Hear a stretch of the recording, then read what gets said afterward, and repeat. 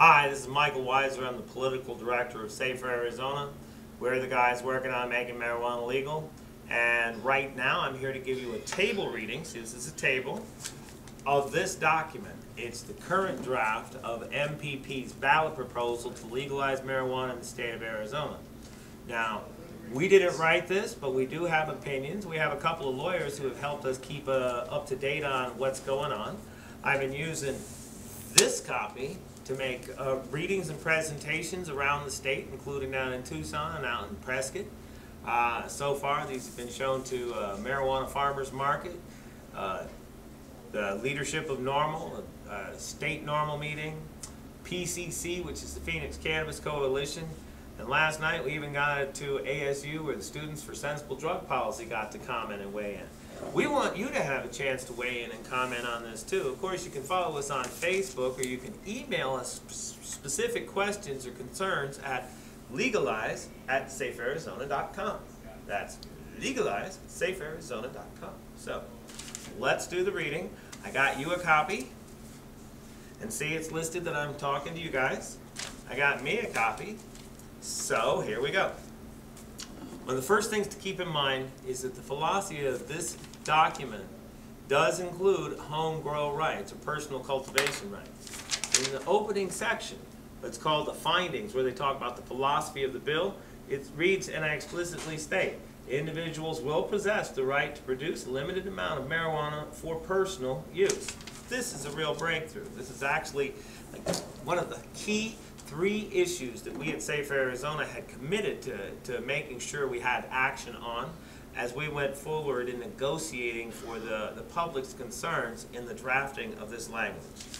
Now, speaking of drafting and language, anything that has language has got to have definitions for the words, and in documents like this, the definitions usually appear right at the beginning, and they're critical to the way to read the rest of the document.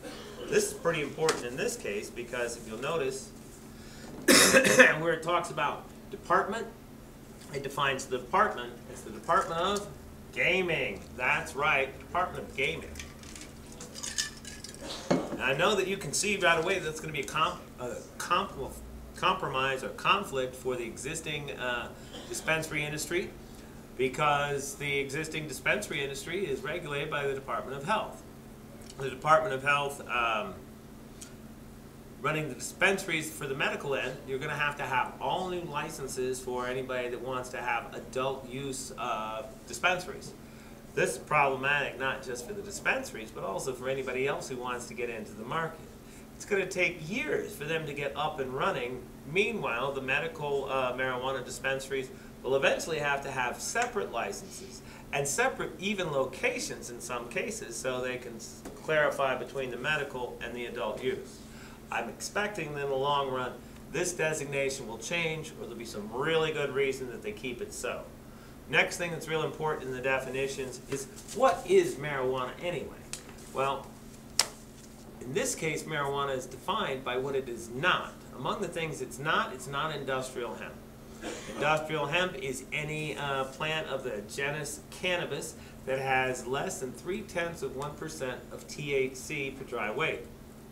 Now, this is a significant number. While that's the standard number that you would find in industrial hemp, it's also the number in all immature marijuana plants. That's right. Immature plants in the cloning and vegetative state don't have THC until they get ready to be budding near the end of their life cycle.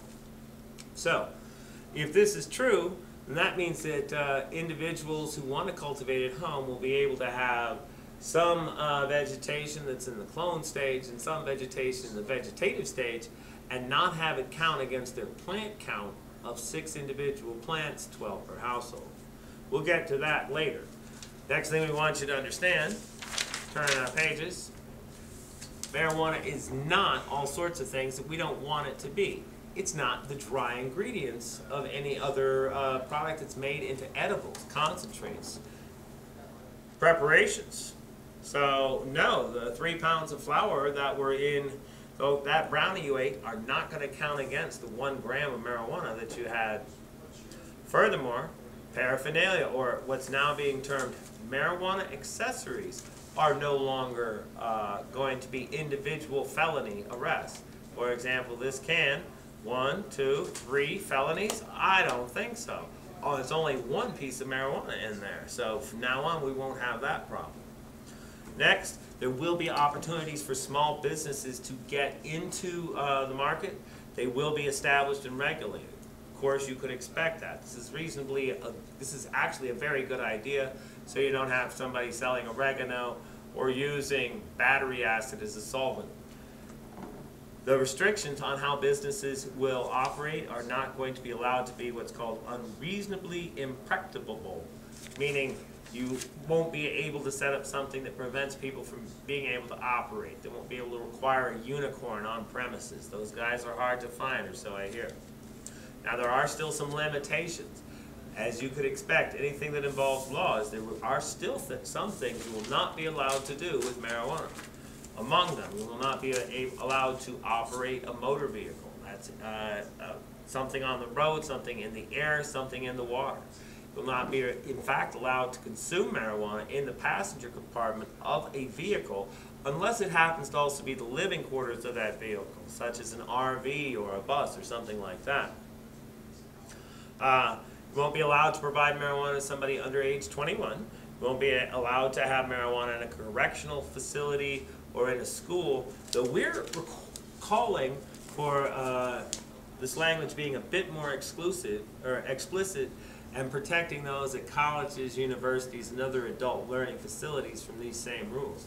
It seems very improper that a person who is a medical patient, for example, going to ASU, should be arrested for having their own medication, but that has happened, and there's a trial pending right now. So we're hoping to have that protected. Other things that are really significant in this is you won't be allowed to sell marijuana without having a license first.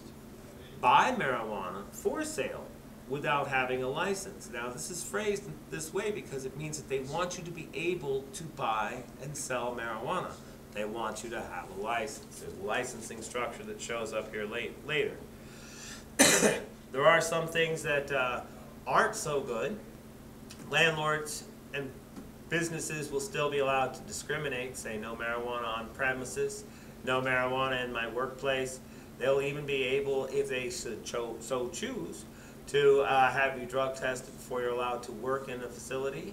But that is the right that any businessman would have, and it's the right that you would want to have if you are hiring workers too. So that's not unreasonable.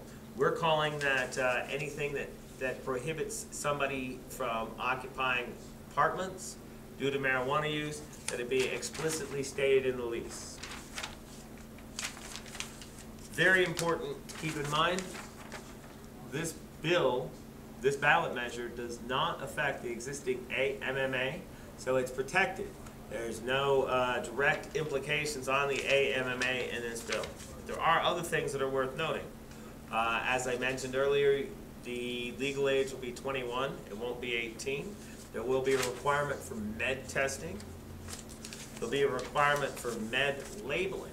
This labeling will include things like THC count, CBDs. I'm hoping terpenes because that's where the flavor is.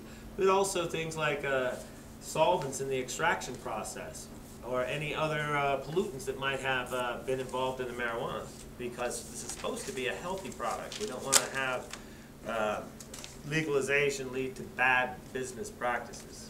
Now, it's very important to keep in mind the way this is written. It favors the large businessman, but it also requires opportunity for small business operators. In fact, I use the word mandate.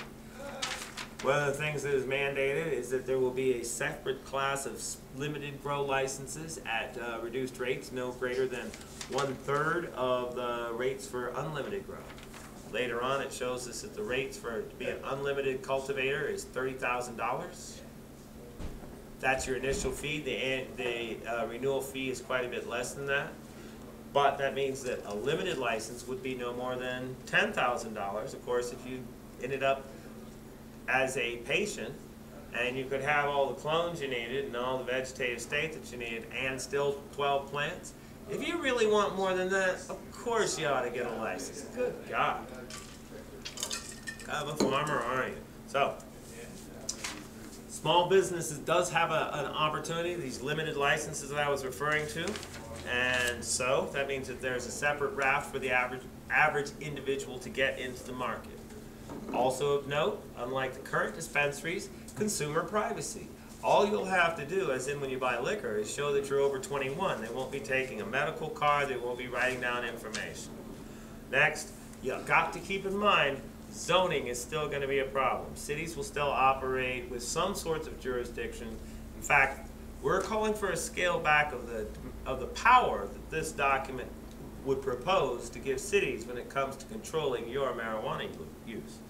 Among the things it says in section 2824, paragraph 2, section C, it says that cities would have the right to pass zoning for the sake of public health, restricting consumption, production, processing, manufacturing, and transportation.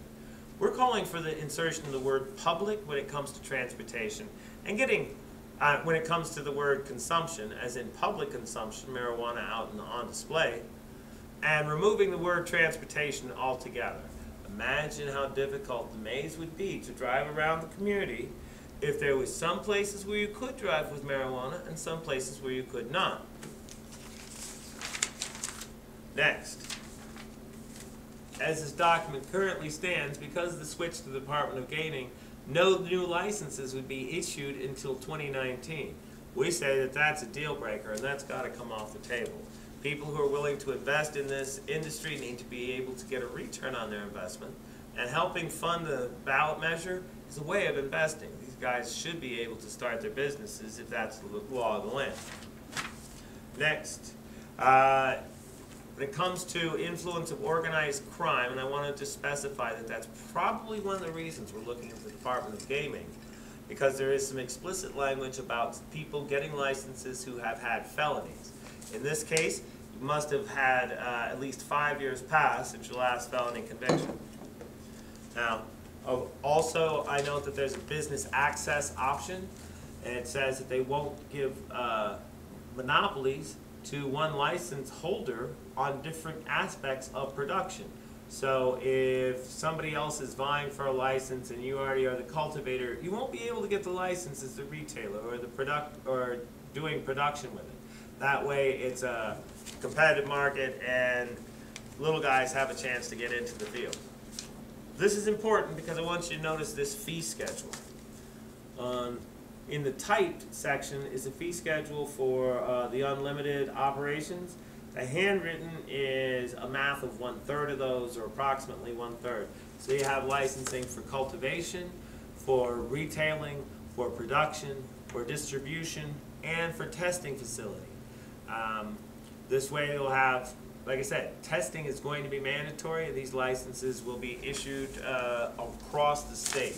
So it'll be good to have people that have these skills everywhere, because not everybody's going to want to grow plants at home.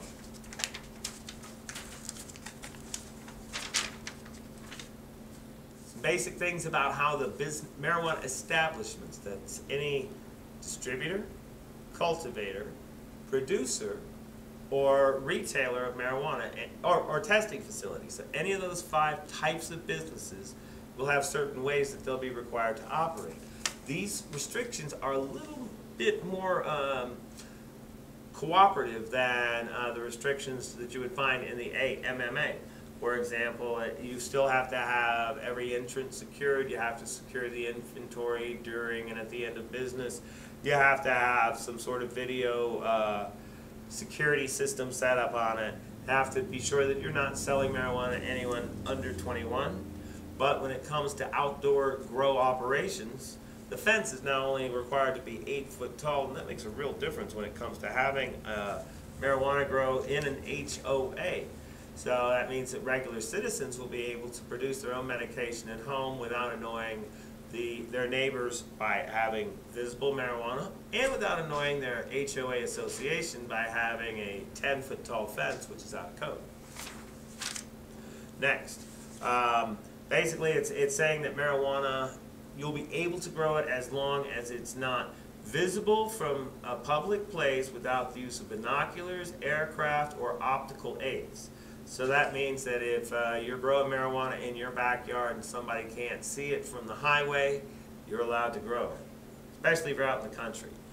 Very important significance. This blocks the use of civil forfeiture, where the government's law enforcement agencies have leveraged supposed criminal allegations to seize hundreds of thousands of dollars of people's personal property, even folks who weren't involved in illegal enterprises.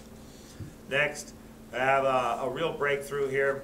Person shall not be penalized solely because of the presence of metabolites or components of marijuana within the person's body, urine, blood, saliva, hair, or other tissue from the body. It's called internal possession. We can thank the Coons Cakes out of Michigan for getting us the breakthrough on that. Thank you, Michigan. And of course, nobody will ever be penalized for transporting industrial hemp. Next, there will be required med testing. There will be specific regulations, not in this document, but in the implementation process that's to be written out for cultivators, producers, testers, distributors. All these things will be explicitly explained.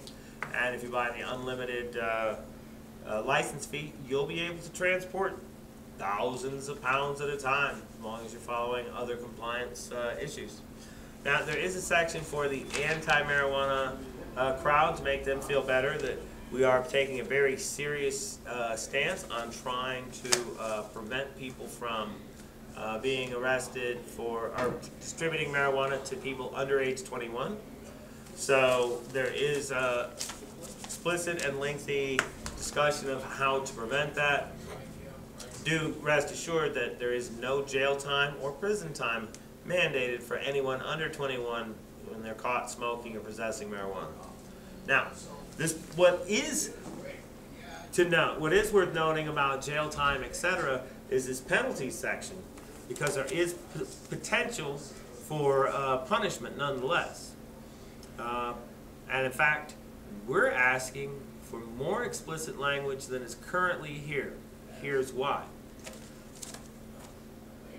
Certain classes of potential offenses are not listed in this document. Among those, possession of marijuana over 1 ounce and possession of marijuana with the intent to distribute. Since neither of these things are explicitly addressed in the new ballot measure, that means that we default back to existing state statute, section 3405. So that means that both of those things become felonies instantly. We need to have protections against that.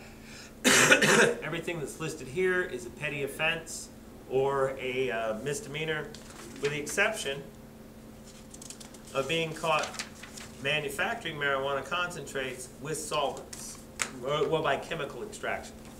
Next, we're coming near the end of this. The marijuana fund talks about where the money is going to be spent, and right now, that's still up in the air.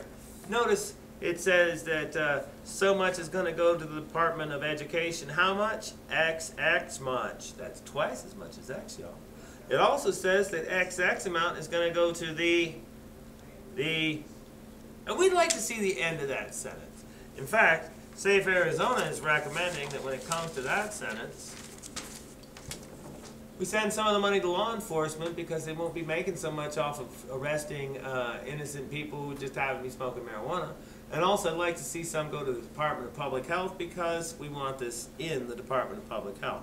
So, that concludes the highlights of what I would tell you about this ballot measure. Of course, I encourage you to get with your internet. There's copies of this online. Learn more. Follow us on Safe Arizona at Facebook, on Twitter, and legalize at safearizona.com.